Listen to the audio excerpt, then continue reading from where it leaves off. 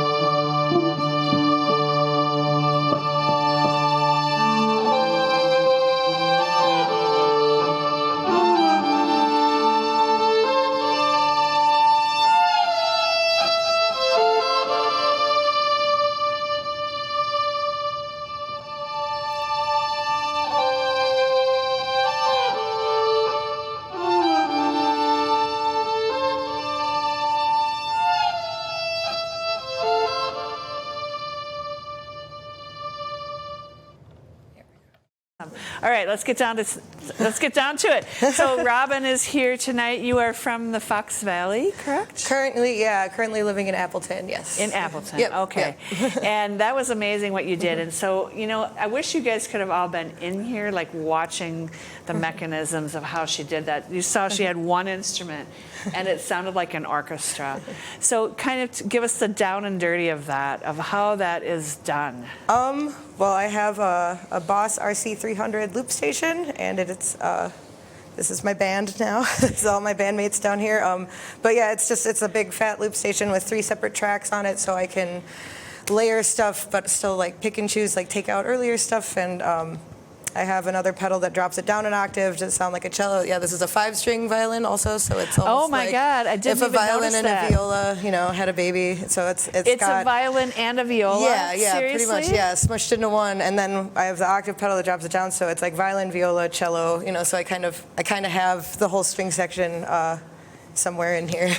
Wow. So, yeah. That really kind of threw my brain for a loop, and we just call this loop, by the way. So Waupaca, you're going to learn about this tonight. But a violin has got 4 strings, and it plays in a certain register, but then the viola is lower and actually has a different clef.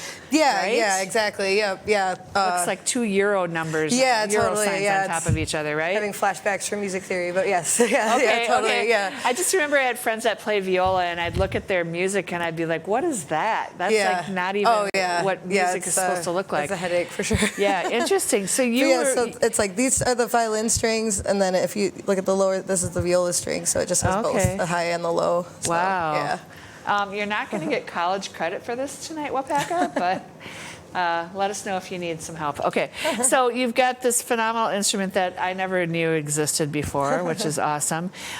When you learned to play, were you a viola person or a violin person? Violinist, for sure. Yeah, 100%. Okay. Yeah, I started playing when I was 6, classically trained through the Suzuki method. You did Suzuki? Yep, totally. Yep, I'm a Suzuki kid, for sure. Okay, and where was, this is a Suzuki town. Oh, so, awesome, cool. Yeah, so where were you when you did your Suzuki? I first started when I was 6. The first year was in Milwaukee, because that's where my family was living. But then we moved up to Tomahawk, and then I started taking lessons at the Waupaca Conservatory of Music from Patrick Langer. He was my teacher for the whole rest of my life. So yeah, pretty much from age 7 until 18, 19. Even once because when I started college, I started as a music major, and turns out they just send you to the Waupaca Conservatory still when you're going there. That's funny. Okay, we won't talk music politics, but either way. I mean, it was a small school, and the conservatory is so well established with such good teachers there. It made sense, but I was just like, oh hey, I still have my same teacher from my whole life. That's which was actually really great. Yeah, he's wonderful. Yeah, so you really liked him? Oh, absolutely. Right. Yeah, definitely. It's just like another family member, really. All right. Did you go to like the Suzuki camps in the summer? Oh, totally. And stuff like that? Mm-hmm. Yep, really? I did that many years. Yeah, many years. Yeah, in Stevens Point. Yeah, totally. Okay. Yep. Yeah, my daughter went through that whole thing. I think she's a little older than you, though. How old are you? 32. Okay, so she's 42, believe it or not. Oh. But yeah, it's a very comprehensive program, isn't it? Yeah, definitely. It's all focused on like ear training more than anything. Like I didn't learn to read music until much, much later after I started. But yeah, I can tell when something's in tune or not. And I feel like that's the most important. Well, it's especially important when you play an instrument that doesn't have frets. Right, totally. Right? Yeah, yep, definitely. Yeah, and you have to tune it yourself, so that's pretty cool. That was one joke we always had, especially even at Suzuki camp or I don't know, in different orchestra groups I'd play in, is like you could always tell if it was a Suzuki kid or like a high school like orchestra student, because usually the people who learn through school they were kind of just button mashing and didn't always sound the best. Wow. All right, so you've been playing violin literally all your life? Just about, yeah. Pretty much, yep. And you sent us a lot of information. Thank you, by the way. I put some of your bio on Facebook so you guys can kind of scroll down and read it. But what was interesting to me is you've worked as a professional musician. You've been playing around quite a bit with bands. You want to just tell us a little bit about how you got started with that? Yeah, I mean, I've jumped in with bands just kind of randomly here and there just for fun for a long time. But my old band, we haven't done things in, 5 years now. But we the Heathens, we just kind of, after our first album we put out, we decided we just wanted to tour and we wanted to travel. So it definitely wasn't professional by any means at first. It was mostly, we booked it through Facebook, and but we would tour the whole U.S. Every summer. So we would be out for, anywhere from like a month and a half to 2 months or more at a time. So you were booking through. You said you were booking through Facebook. So at least, was it a lot the of earlier house concerts. Yeah, totally. The earlier fun. shows were. It was definitely. And yeah, we started out as a 3-piece, as violin, mandolin, and guitar. And so yeah, we played a lot of house shows, and we didn't have amps or anything. We kind of just showed up and played. But a lot of the contacts and people we knew in the scene then they're doing the same thing. So it worked out. And you kind of fell into that community. Yeah, totally. So when you traveled and did the house concerts. Mm-hmm. Did they feed you? Did they put you up? How a lot of the time we just everywhere, like at least most of the time, wherever we played, we would stay there that night. And yeah, usually they had food or drinks or something. They always had like a donation jar they'd pass around and stuff like that. And yeah, that's how it started. And then I don't know, over the years as we networked and like connected with other bigger bands and stuff, then we got on some bigger tours. And yeah, we actually toured in Europe for a month with Days and Days, and that was just a whole nother world. That was crazy. Wow. Yeah, and the hospitality over in Europe is like none other. Like they have whole apartments. They're like, oh yeah, this is our band apartment. Here are the keys. Oh my gosh. I don't know. Yeah, always home cooked meals every night, and everyone had their own bed. It was wild. Because yeah, in the U.S., I mean, people offer what they can, but sometimes it's like a pool table to sleep under or something. Yeah, you it's never less really know. organized. A little bit, yeah. I mean, but still, the heart is there still. So. Wow, that must have been a lot of fun. Oh, definitely. Yeah, I miss it. I've actually been trying to get my ADD wrangled enough that I could book a tour just doing this. Oh, yeah. But,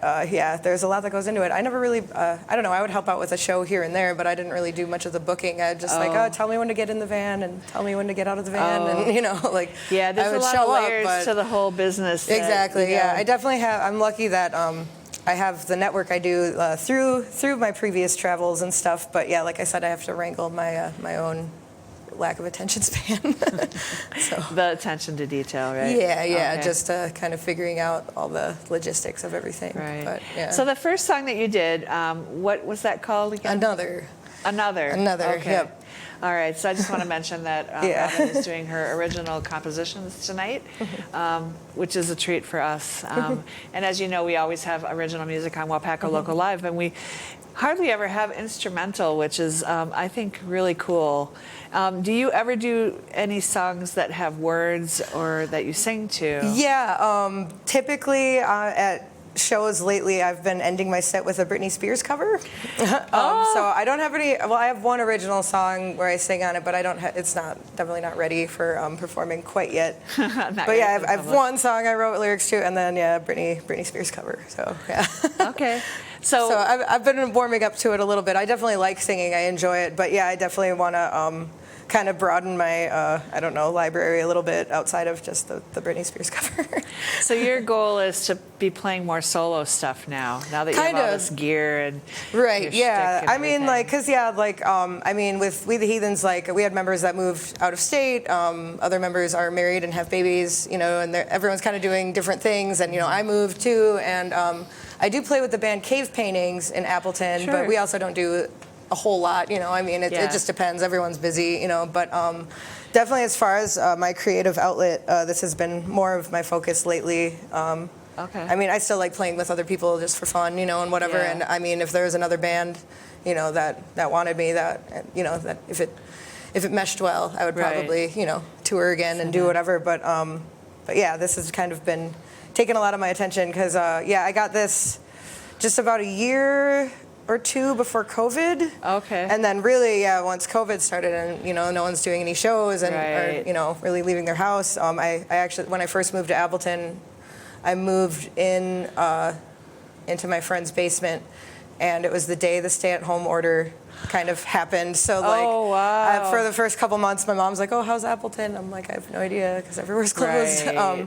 But yeah, I lived in the basement. I was finishing school online. I didn't see the sun unless I really planned on it, and I don't know, it was weird circumstances, but it definitely gave me a good environment where I could hone in and kind of really get used to this kind of new setup and how I want to write and how I want things to how I want things to work. Definitely felt like a mad scientist down there a few times. Yeah, kind of getting sucked into it. But it is, I could see that was a good opportunity for you to have to really just hone in on it. Totally. And also, like, I am nocturnal for the most part. Like, I'm a bartender, for making money and stuff. But so I don't know, I keep different sleeping hours than most people. And so, yeah, when I moved in the basement, it really helped that I was 2 floors away from everyone else I lived with. So I didn't really have to worry about waking anybody up or bothering anybody, because I don't know, when inspiration strikes, that's when I gotta take it. So. Right. Yeah. You're gonna do another song for us tonight. Where's piece? What is the next one called? The next piece is called "Take Two, 2 Times Daily." And what does that mean? I mean, I think. Okay, so even with my previous song, all these names to the songs are kind of meaningless almost, because when I first got the loop station, like, you can save the data per track or whatever, and so I had to name it something. So another was literally just, this is another song. And then, funny. Take Two was like, it was like the second song I ever wrote, so I was like, take two. And then I wrote 2 times daily just to be snarky about, I don't know, take your vitamins or, take your meds kind of thing. But I don't know. It doesn't really have much to do with the actual song itself or like the vibe or how it sounds necessarily, except that it just gave me something to organize it by. Especially because there aren't any lyrics or anything to really like go off of. So I was going to comment on that, because we usually talk about what the song was about, and people that write songs with lyrics go on about. And I'm not being nasty to the people that have been on the show, but you do kind of just want to explain it, because it came from you. And most of the musicians we've had on are not like in song factories, just I want to write a song, or I've been told to write a song about this. Right. These are songs that come out of people. Exactly. And so when you're writing a song without lyrics, I just wonder, I mean, sometimes jazz is like that too. It's a melody that doesn't have a verbal meaning, but it evokes a feeling or a vibe. Exactly. Yeah, I think that's mostly what my music does, because I don't know, the violin has always been my primary instrument, so that's how I've been able to express or communicate or whatever, like my creative feelings and thoughts. Because when I try to write lyrics, it's weird. I don't know. It's very different. It's a completely different thing. Right. I'm not much of a writer when it comes to the words. The words. But I definitely. I don't know. Usually, when I'm playing, it's a very similar thing. It just kind of falls out. And that's how it goes. That's interesting. Well, let's hear Take Two, 2 times daily, and we'll talk some more. All Robin McDumphy on Waupaca Local Live.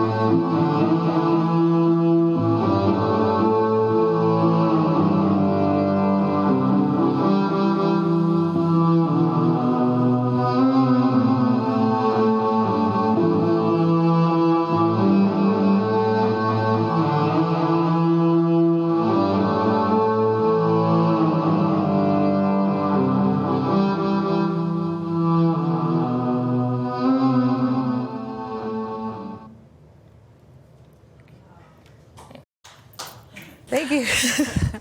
It feels so terrible that we don't have all this applause. It's fine. That's what you should have. Thank you. That's just great. So we were talking before you started this last song about the vibe or the mood, and I think we were chatting one time on Facebook Messenger, and I think I was baking. And I think I told you I had your YouTube channel. Oh, yeah, totally. Because it was like, it set this really great vibe for my baking. Right? Yeah, totally. That might not be your intention, but... Hey, that works. Whatever, as long as someone's enjoying it, that's all I care really about. Cool.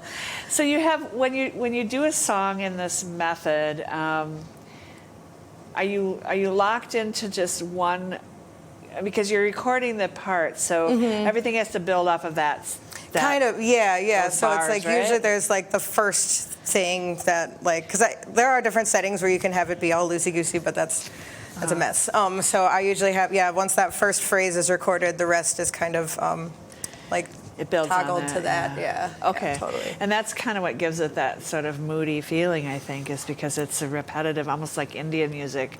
Right, totally, like meditative. It's very meditative, yeah. Totally. Have you ever played for any like yoga classes or anything? Is anyone No, I should that? though. Yeah, I should. Honestly, that would probably go really well, I think. My marketing mind is just going bananas right now. Yeah. Well, hey, let me know what you think of, because it's really interesting because of the previous bands and like people I've worked with, I end up at a lot of like punk shows or metal shows, and like this is not punk or metal, and right. so I'll be the opener, or I would play somewhere in there, and people are like, oh, I can't mosh to this, and it's like, yeah, you don't have to, it's okay. Like that's funny. That's not really what I'm trying to do. But so if you're playing for that crowd, how do they receive it?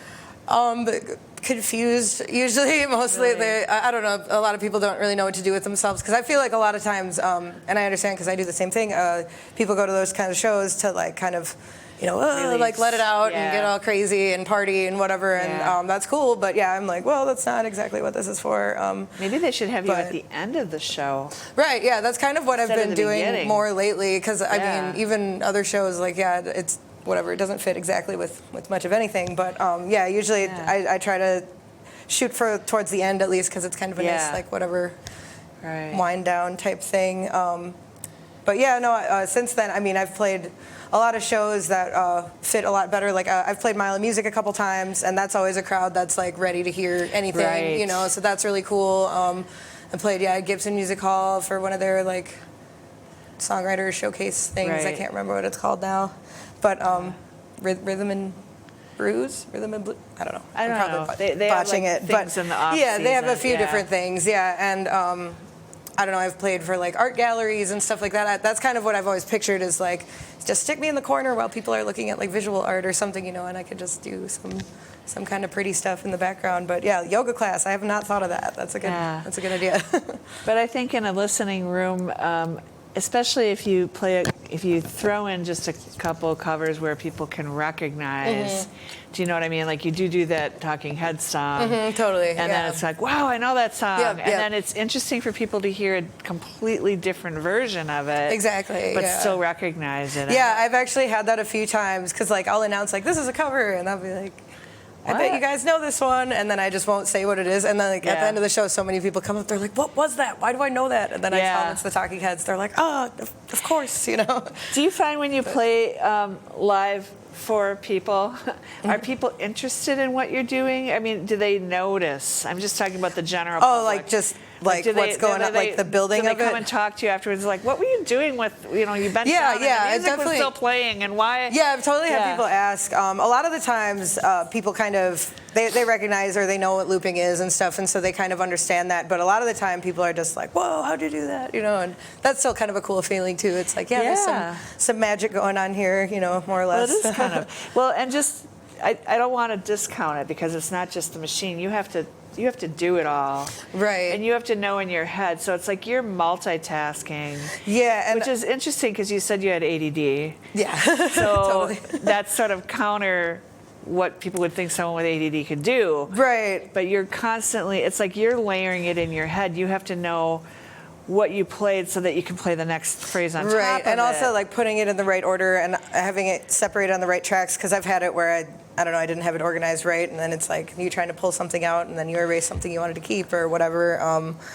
But yeah, it's definitely a whole new world because yeah, when I play with other people and stuff, like I said, I had like almost no gear whatsoever. And you're just playing along. If I mess up, it's like ooh, jazz hands. I meant to do that, or something. But on this, if I mess up, it's like you messed up, you messed up, you messed up, and it'll repeat it. So then it's like okay, my standards of playing are a little, or at least my standards for myself are a lot higher when I'm doing this stuff because it really has to be spot on, and I'm not used to that. Well, it sounds kind of stressful. A little bit, yeah. It's definitely different from anything I've done before, but I still really like it. And when it goes right, it's just like yes. Wow.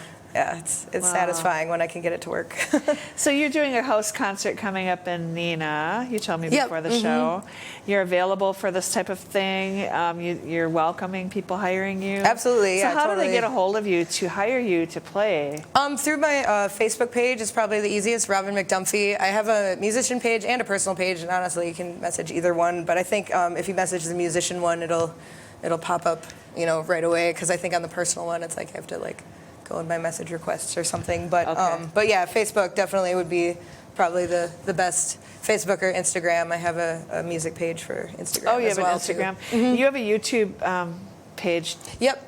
I have a YouTube channel. Yep. It's all just Robin McDumphy everywhere.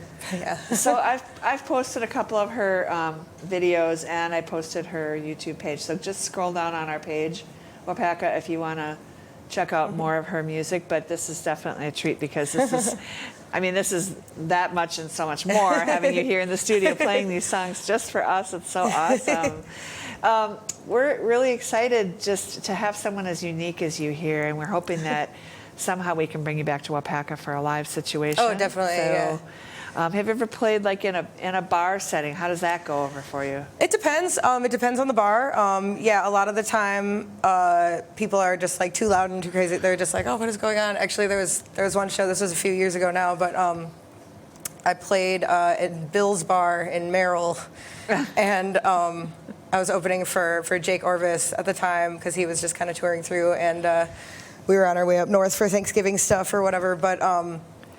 I opened and I played. I was on my first or second song. I don't know, and it's it's all full of regulars and people who just want to drink after their factory shift is done or whatever, And I don't know. Blues Brothers situation. Yeah, and this lady, this old lady, slammed her hand on the bar. Was like, I want my $5 back. This is sleeping music. Oh, funny. And I was up there still playing sorry guys, but that was the only real outrage I've ever had over it. But yeah, generally usually it catches people's attention. I don't know, I've had it too where I've heard a lot of chatter, and then usually once people notice what's going on, then they kind of listen and tune in a little better. But yeah, it depends on the bar. There's so many different bars, especially in Wisconsin. So one on every corner. Yep. So, are you working on, or are you thinking at all about doing any recordings of your music? Definitely, yeah. I definitely want to. I just need to find someone who knows how to do that, and with enough time on their hands, because I know there are ways to extract. Export the tracks off of the pedal itself, and so I can kind of use that as my recording studio to a point. But then the program on the computer with splicing and organizing everything. That's where I'm I have no idea how to do that. So definitely, yeah, it's definitely on my radar. But yeah. So I just wanted to mention because you're talking about extracting some of the things that you've played. Mm-hmm. So when you sit down for your last song tonight, we are hearing the live. That's not a pre-recorded. And I guess that's what I think people might think is, she's playing with a pre-recorded thing. Yeah, no, I have it saved on here for writing purposes, so I can reference it back if I forget how something goes, on my own. I never do that when I'm live. But so when I set up the new song, I pick the track on there, and then I actually erase everything that's on there, so then it's a blank slate. But it has if I have a certain delay setting or reverb setting or something that's unique to that song, then that's still, those settings are like preset, but all the playing is live every time. Yeah, so you're doing the first part, you're doing the second part. Exactly, yep. It's not a pre-recorded No, track. definitely not. Yeah, because I've actually, and that's why my songs are a little bit longer than, you know, the typical pop song or whatever, because I'm starting from scratch each time, so it's like one and then add something and then add something, you know, and so it's like I have to start from the bottom, where it's like, I mean, yeah, I have everything saved on here and I could just press play, but like, what's the fun in that? No, it's not any fun. It is fun to watch that you start out by plucking and you see you doing each part, and then all of a sudden you're getting the bow out, and so it's like it goes like this. Yeah. And then as you decide to end the song, you take each part out one at a time. Is that kind of your method? Typically, yeah. I have a few other songs where I actually, the next one, I kind of splice it up at the end a little bit differently, because I can start and stop each like section however I want. But yeah, I have the little mixer, so I can fade it or whatever. But yeah, generally, like at least, because those two songs I played, those are some of the earliest songs I've written with this thing, and so that was just kind of the easiest kind of structure to go by. You know, it's like, okay, take out the first thing I did, and then you just to end on the last thing that I added, and hear it isolated by itself is kind of. Yeah, kind of what I like to do. I just think that kids would love to watch you play too. Oh, totally. Do you know what I mean? That'd be fun. Yeah. I mean, that's another venue for you, is going into schools. Yeah, there you go. I got a lot of ideas. So cool. Yeah, definitely let me know. I've run out of ideas. So getting back to, so you just started doing this loop method. Yeah, over the last few years. Just the last few years. So prior to that, 4 years, you were playing more with bands, and it sounded like acoustic, but kind of maybe punky. Yeah, bands. Totally. Do you ever play any of your classical repertoire anymore? I'm just curious. I haven't in a long time. I have been booked for weddings and stuff before, and so I usually bust it out for weddings and stuff like that. Bust it out. Yeah, I have. It's been a long. Bust out the box. Yep, exactly. Yeah, but it's been a long time. But I have had gigs. Yeah, also for like art galleries or maybe dinner parties or, you know, maybe a little more upscale type things, you know, and then that's when I, you know, polish up the old classical stuff for sure. Have you ever had any desire to like join the Fox Valley Symphony or Central Wisconsin Symphony? I honestly, never thought of it, but it's a good idea. It probably would keep my everything chops polished up. Yeah, definitely. Because Do you have a regular violin that you play? Like you have your obviously. Yeah, I have an acoustic. Yeah, this is my weird one. Yeah, okay. No, I have a regular acoustic one that I. Is this the only one that hooks up with the pedal? Actually, well, on my acoustic, I have a pickup that's just attached to it, so I can plug that in. But it works. This one works better with the pedal because. Especially because when I have the effects changing how it sounds, because the acoustic always sounds like the acoustic up here at least, so it throws me off when I have one thing going in my ear and I hear something else down there, you know. Oh my gosh. But yeah, I'm sure there are ways around that if I had like an in-ear monitor, but those are expensive, and you know. So what's your last song going to be? This last one is actually called "Cessation of the Heathens," and it's actually kind of my rearrangement of an old heathen song, or actually it's like a couple heathen songs we kind of smushed together. Because it was one of my favorites that we played, and I just missed playing that music, and so I was like, I wanted to bring it back to life. So I kind of, I just kind of threw this together, and I don't know, messed with it, so I could keep playing it even though Heathens doesn't do anything anymore. Okay. So because the original song was called "Cessation of the Sovereign." And so then I changed it "Cessation of the Heathens" since we don't play anymore. But yeah. And is there anywhere to look on Facebook for the Heathens music?